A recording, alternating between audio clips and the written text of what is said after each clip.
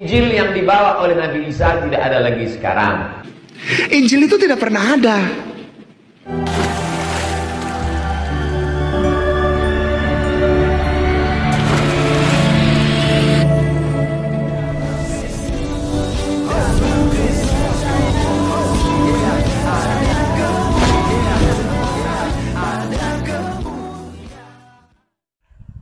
Salam Elechem Bisem Yeshua Hamasiah. Salam damai sejahtera dalam nama Tuhan Yesus Kristus untuk kita semua. Teman-teman sekalian, pada video kali ini kita akan mengomentari atau memberikan jawaban kepada ustadz-ustadz yang seperti yang kalian lihat di cuplikan. Ada Ustadz Somad, Ustadz Ahmad Kainama, kemudian ada Aristo, dan sebenarnya hampir rata-rata gitu ya. Ustadz-ustadz ini hanya saja yang sering tampil adalah mereka-mereka ini. Cuma sekali mereka katakan bahwa Injil itu sudah tidak ada dan itu tidak pernah ada. Kenapa mereka mengatakan demikian? Itu karena mereka salah mengartikan atau salah memahami tentang Injil. Ya, itu sebabnya kemarin itu Elia mengajukan atau memohon agar ayat-ayat kitab Injil yang dimiliki oleh orang Kristen tidak boleh digunakan untuk menafsir Al-Quran kalau nggak salah ya. Jadi dia bilang di tafsiran Al-Quran itu jangan menggunakan ayat-ayat Injil. Nah teman-teman sekalian, kita akan menjawab ini. Namun sebelumnya kita dengarkan dulu pernyataan mereka berikut ini. Injil yang dibawa oleh Nabi Isa tidak ada lagi sekarang. Injil itu tidak pernah ada. Injil tidak pernah ada. Ini Injil. Enggak kelihatan. Itu Injil apa, Pak? Ya ini Injil, Al-Quran ini Injil. Entah siapa yang salah, ku tak tahu. Oke, teman-teman sekalian, itulah yang kita sudah dengarkan bersama. Baik Ustadz Abdul Somad, Ustadz Ahmad Kainama, dan juga ini Tuan Guru kalau nggak salah dipanggil, bukan Ustadz ya, si Aristo ya. Tuan Guru Aristo. Konconya Kainama juga ya, teman-teman sekalian, yang selalu menuduh Yesus sudah menikah, berpoligami, dan lain sebagainya.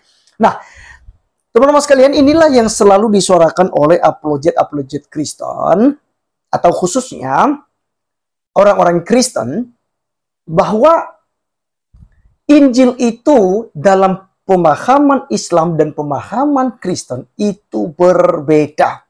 Karena menurut mereka Injil itu adalah sebuah kitab, ya, sebuah kitab yang diberikan kepada Nabi Isa, ya, alaihi assalam ya, mereka bilang AS ya, gelarnya itu Nabi Isa. Nah, kita juga lihat yang sedang trending topik saat ini, yaitu perbedaan antara Nabi Isa dan juga Tuhan Yesus Kristus. Ini sudah fix bahwa itu berbeda, ya, tidak sama. Saya setuju dengan Elia bahwa itu tidak sama, ya, tidak sama. Oleh karenanya kita tidak perlu sama-samakan dan kita tidak perlu cocok-cocokan gitu, karena memang berbeda, ya, sangat-sangat berbeda. Nah, Injil dalam Islam itu berpikir bahwa sebuah kitab, dan katanya itu sudah tidak ada, ya.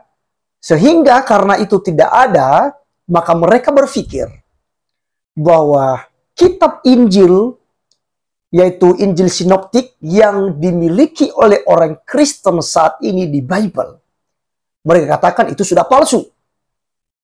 Semua sudah palsu, itu karena Rasul Paulus, ya kan gitu. Padahal Rasul Paulus tidak menuliskan Injil Sinoptis, ya. Tetapi Rasul Paulus dalam pengajarannya itu meneruskan apa yang telah, ya, diajarkan oleh para rasul itu sendiri. Ya. Nah, jadi teman-teman sekalian, dalam kekristenan Injil itu berbicara tentang pribadi Yesus Kristus. Itu Injil. Jadi kalau Ahmad Kainama kata-kata tidak pernah ada Injil, berarti tidak pernah ada Tuhan Yesus.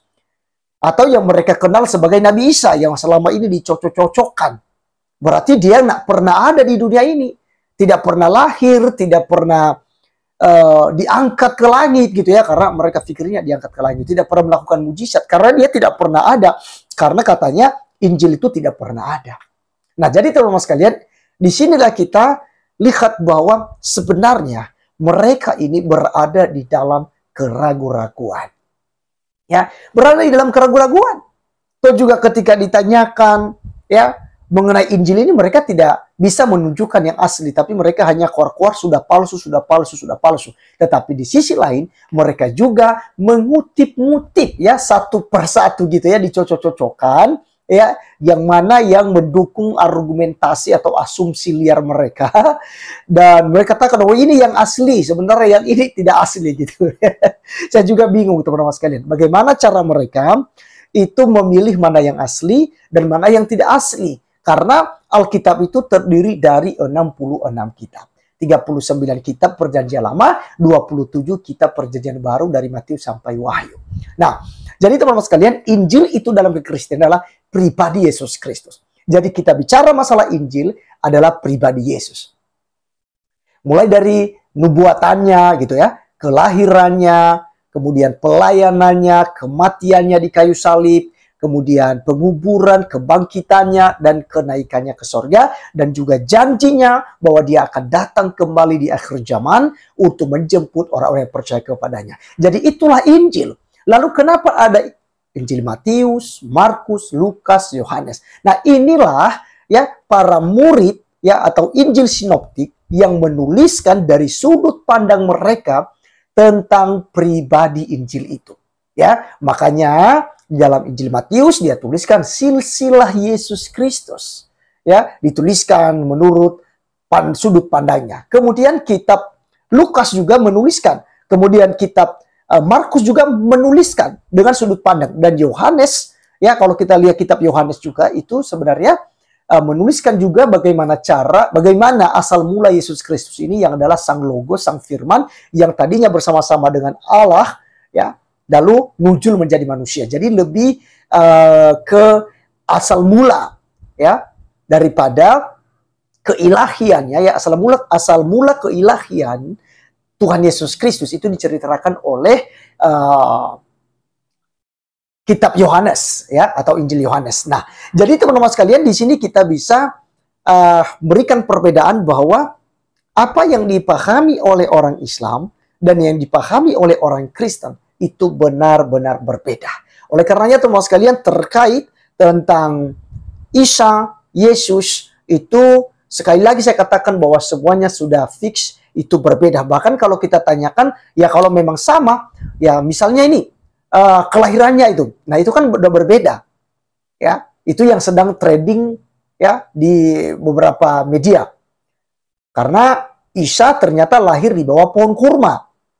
Ya, sementara Yesus lahir di kandang domba di Bethlehem atau Migdal Eder dan di sana tidak ada pohon kurma. Ya.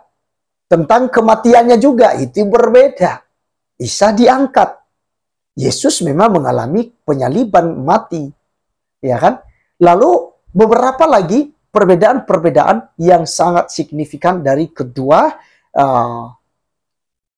nama ini ya, Isa dan juga Yesus Kristus. Yang sekelompok orang mengatakan sama, tapi sekelompok orang lain berkata tidak sama. Ya, jadi kita orang Kristen, saya secara pribadi mengatakan bahwa Isa bukanlah Yesus. Yesus bukanlah Isa. Terkait dengan Injil, Injil adalah pribadi Yesus itu sendiri. Dan itu benar-benar ada. Itu tokoh sejarah yang sangat luar biasa. Ya, bukan hanya luar biasa lagi. Memang tidak ada kata-kata untuk memuji lagi ya gitu ya. Pokoknya di atas segala-galanya lah. Nah oleh karenanya, Yesus Kristus berkata bahwa dialah jalan, kebenaran, dan hidup. Maka percayalah kepadanya sehingga Anda diselamatkan. Terima kasih teman-teman sekalian. Sekian video kali ini. Sampai ketemu di video berikutnya. Tuhan Yesus memberkati. Salam.